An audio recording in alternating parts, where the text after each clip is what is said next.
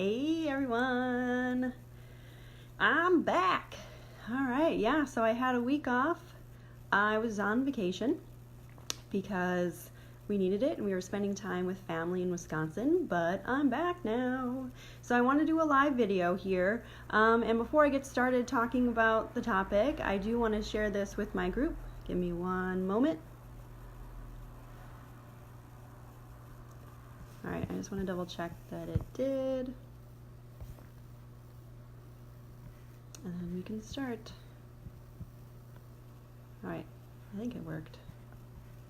Yeah, okay. So if you pop on, make sure to say hello so I know you're here. And if you have questions or anything while I'm talking, feel free to ask, okay? So to start, as the topic says, how to stop obsessing over calories, right? Like this stuff can consume you, and it consumed me for a long time. And I know a lot of women and other, like, you struggle with this, and it can be really, really tiring, and it's not fun, right? It's just leading to this over obsession with food anyways. So to start, I'm going to give a little bit of background as to my fun time with counting calories and all that fun stuff. So like before I actually used a app to count calories, I've sort of always done it in like the heat of my eating disorder and for like the 15 years that I was struggling with it. So this isn't something that is new to me. This is what I've done for a long time. But when I was in the heat of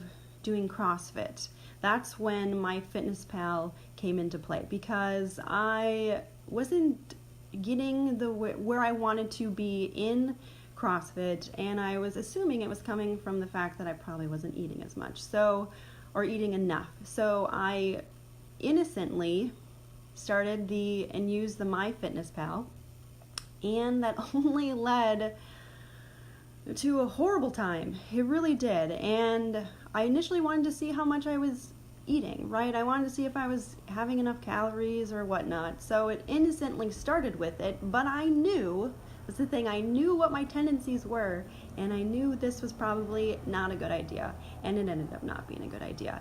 And there were times when, like, dude, this is all I was thinking about was how many calories I was eating. And with the MyFitnessPal, like, I've always been very strict, and I've always been trying to be a perfectionist with things. So when I was tracking, I needed to make sure that I had the right amount, everything. So after my breakfast, I would track it. I'd track my snack then. At lunch, I'd make sure I had to track everything, right? So you get into this unfortunate habit of having to always document everything that you're eating.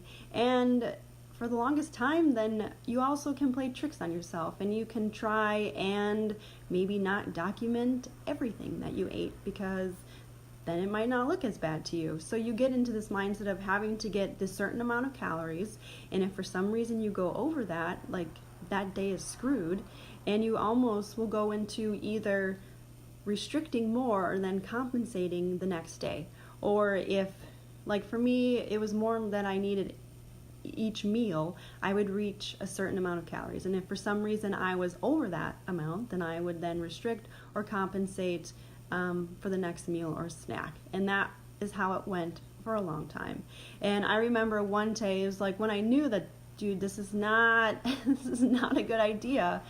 It was for dinner, and my husband was using it to track his food, and he did just fine.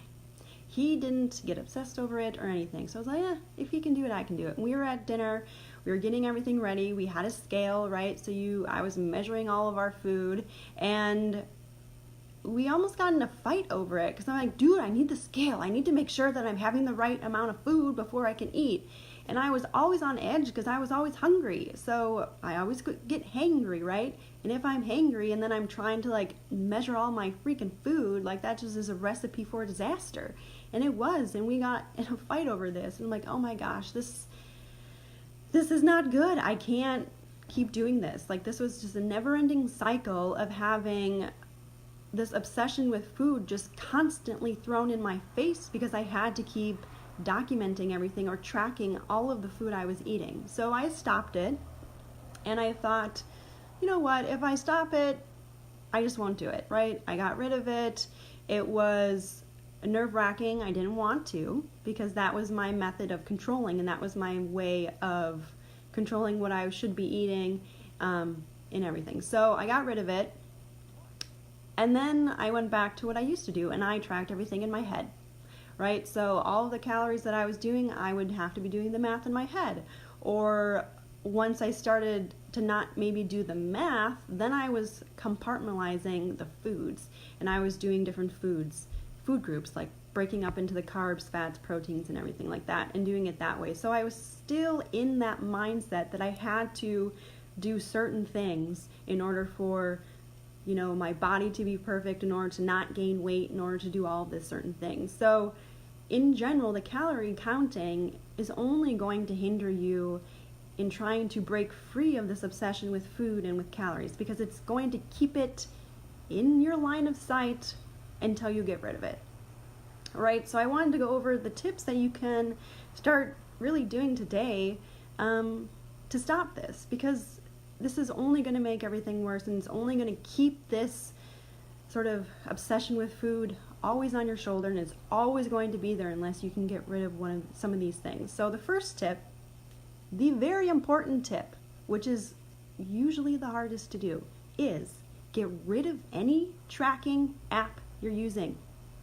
Oh my gosh, get rid of it. Get it off your phone, get it off your computer. If you actually are writing it down, do not do that anymore. Stop it. Like, I'm just going to say, stop it. All right? And this produced anxiety for me the first time I did it. And how many times that I did it? Because it's your safety net. It's your way to know that if you eat a certain amount of calories a day or per meal or whatever, and however you choose to track it, then you're going to be okay. Then you're not going to gain weight. And then you're going to be getting to the body that you want or desire. Or you're going to be happy then, because if you can control these things, and if your life is feeling like it's spinning out of control, then you're good, right? So the moment you get rid of whatever you're using to track this, or whatever you're using to help cope with these things, it can produce some anxiety. It can make you not want to give that up.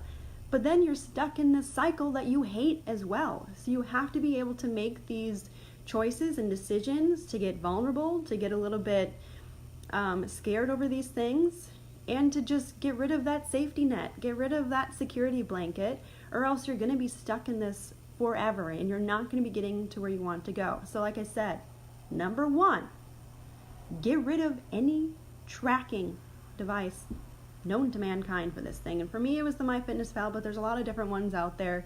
And if you're finding that you're obsessing over it, dude, get rid of it. Don't write this stuff down. Don't do any of that. All right? It's the first and most important thing. It can be the hardest, most important thing. Hi. Hey, Mom. Thanks for watching. Second one, you need to start to see food as equal. All foods are in category, right? Like, you can eat all of them.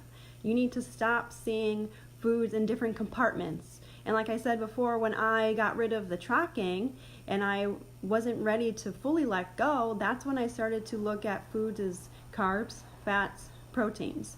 And I was limiting myself in certain things because they wouldn't fit that when I was eating it. So you have to be able to see all foods as equal, or else you're still going to be getting into that mindset of trying to separate them out and trying to control everything in that sense. So you have to be able to break free from that and see all foods as they should be, which is food.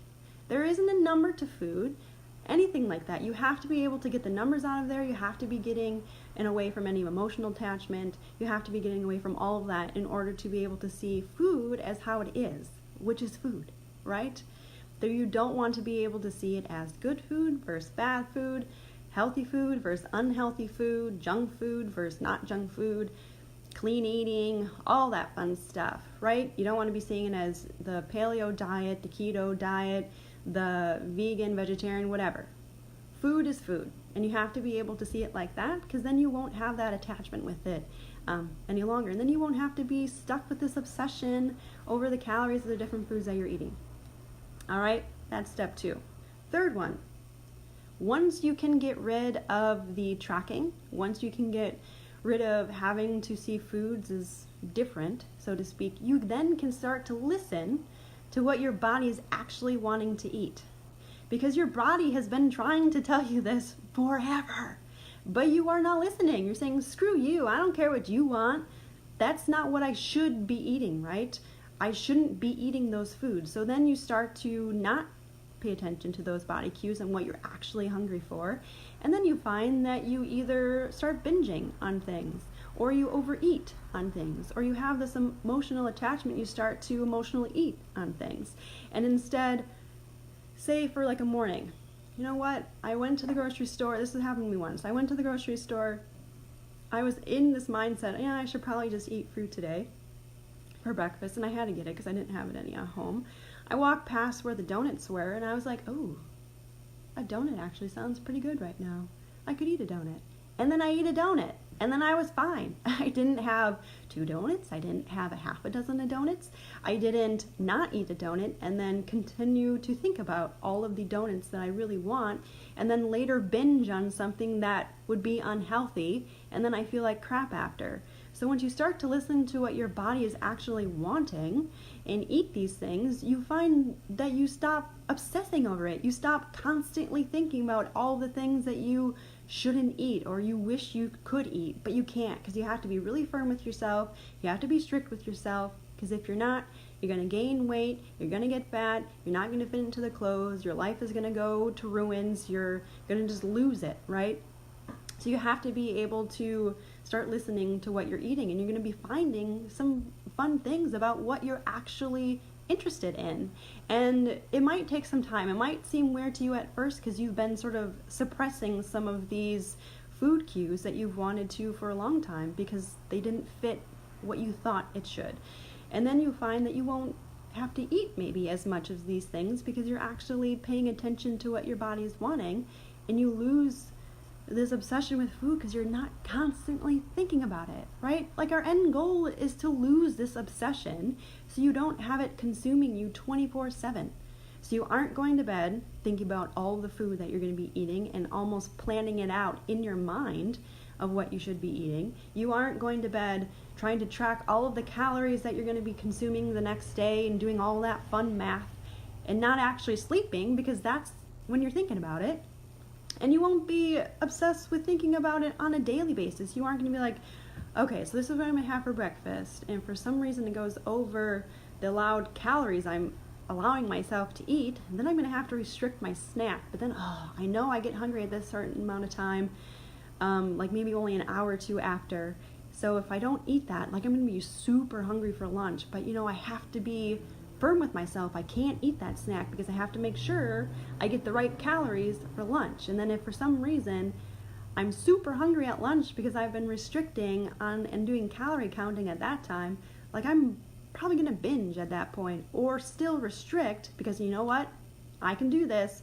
If I hold out, the hunger cues are going to go away, they're going to suppress, and then I'll be fine.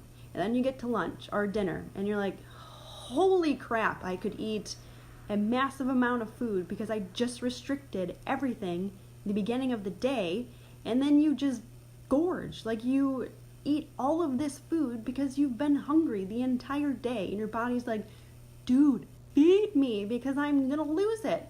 And then you overeat, you feel like shit afterwards, and you feel like shit almost physically because you just ate a crap ton, and you also feel like shit emotionally because you, in your mind, didn't stick to what you wanted, which means you're a failure, you're not worthy, you shouldn't be eating this stuff.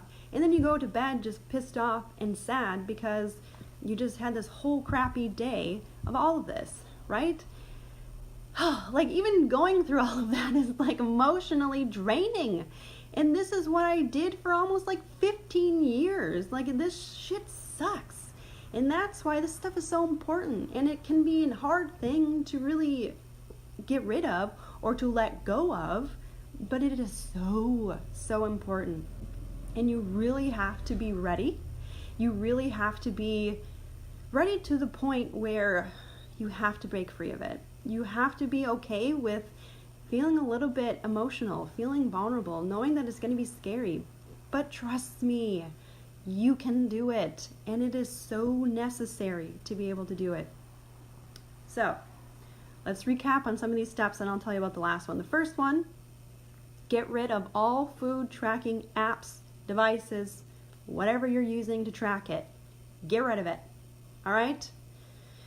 Just if you're finding that you're like, oh my gosh, I'm to the point on my phone where I have to delete it, and you're like, I can't do it. Take a breath, breathe, and then delete that piece of shit thing that is keeping you in this mindset. All right? Get rid of it. Number one, you can do it. Number two, see all foods as equals.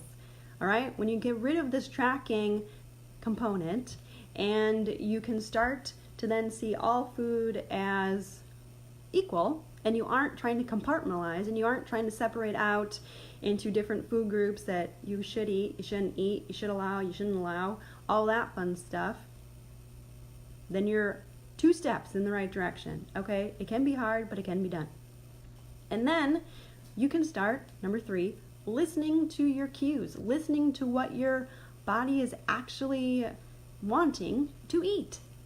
And that is actually a huge exciting point, because, and I remember, so this was actually when we were on vacation and we were spending time with my husband's family and my family, and we were up at a cabin enjoying fun times, and some of the stuff they brought, which were snack foods in my mind, I hadn't eaten for the longest time because I don't know, at that point didn't want to eat it or whatnot, or I just almost forgot about it actually, but I loved it. I loved all of that fun stuff because it brought back almost good memories of not caring about food, eating what I wanted to at that time, not having any regret, guilt, shame, anything after eating it, not overeating it, because I've been allowing myself for how long now to actually eat foods that I want.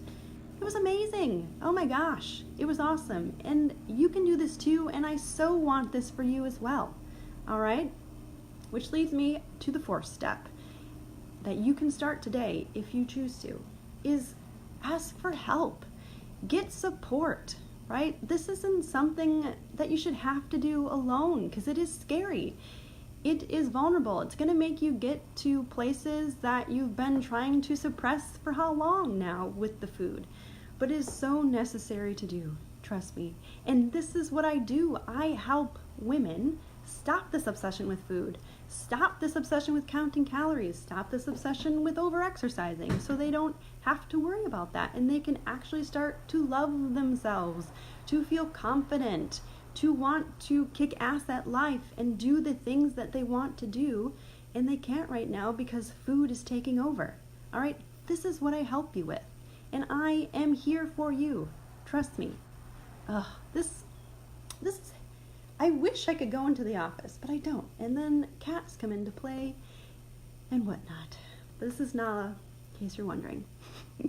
She does this every time. I'm not kidding. Every time I'm at doing work and stuff, she's like, oh, this is a perfect time to sit and cuddle on your lap. And I'm like, please don't. But she's cute, so how can you not? Anywho, so like I said, that 4th step is really getting that support, getting that accountability, and helping you through it, because it can be scary.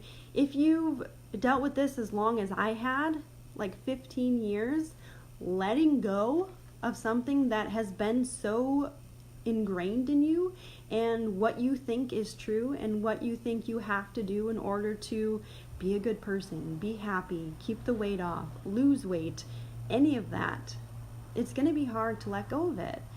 But I'm going to tell you, you can do it, and the end goal where you can eat whatever you want without having to try and think of restricting to it, without having to try and exercise off the amount of calories, or exercise to the point where you're allowing yourself to have what you want, is a liberating experience. It is so empowering and so almost like, oh my gosh, I can do this. Like, I just did this. I had this obsession with food for almost half of my life, and now I don't. And you can do the same thing.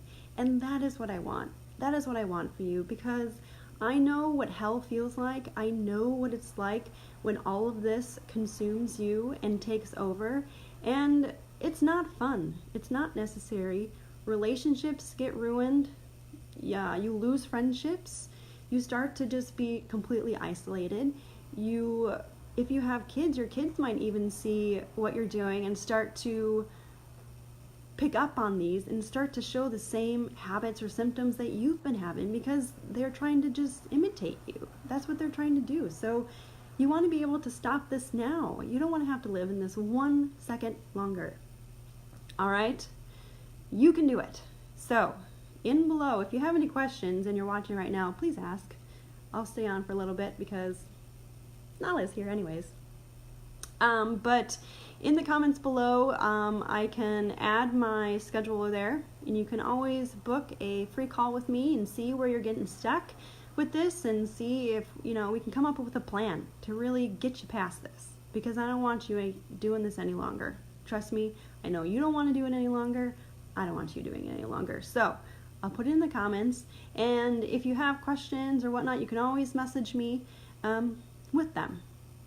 So I leave you adieu with this cute kitty, Nala. Like, we got home, well, one, it was a disaster anyways. Like, the post that I had yesterday about when life throws you shit, wipe it off and keep walking, that was literally because everything was just having a fun time yesterday. And one thing after another just kept happening.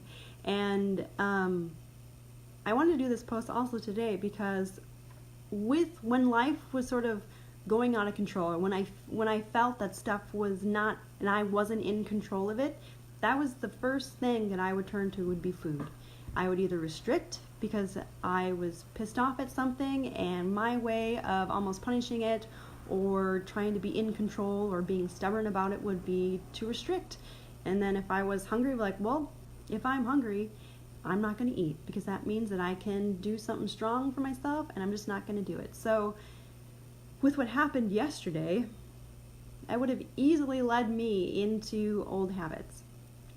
But it didn't, because I've been much better for some time now, and I know, and this would be something that we would be working on too, these better coping mechanisms that you can do.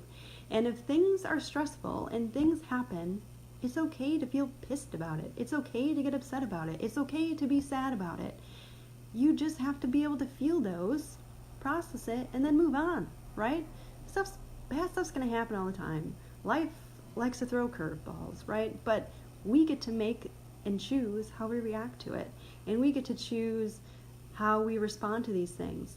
Because we're in control of our own thoughts, feelings, actions, emotions. We control that. So when life was trying to knock me down, so to speak, or I don't know what it was trying to do yesterday, but I didn't let it. I kept eating what I wanted to eat and moved on. Right, Nala? And when we got home, like, oh my gosh, last night we had all 5 animals on us. They were just cuddle monsters, right? Yeah, they were just cuddle monsters because we hadn't seen them for a week. So, like I said, the 4 steps you can do, dude, you can start this stuff today. You really can. And if you're finding that this seems really overwhelming and this seems very, very scary, that's what I'm here for. I'm here to help you through it, because you shouldn't do it alone. You shouldn't have to do it alone. And we can definitely do this together and get you to this point that you want to be. All right? So I'm going to put my calendar in the comments below. With live videos, you sometimes have to scroll through it because it's just going to show up in there. But you can always message me too if you're looking to want to ask some questions or hop on a call with me and see where we can move you in the right direction. Okay? So, it's Tuesday. Nala and I are going to say goodbye. Talk to you later.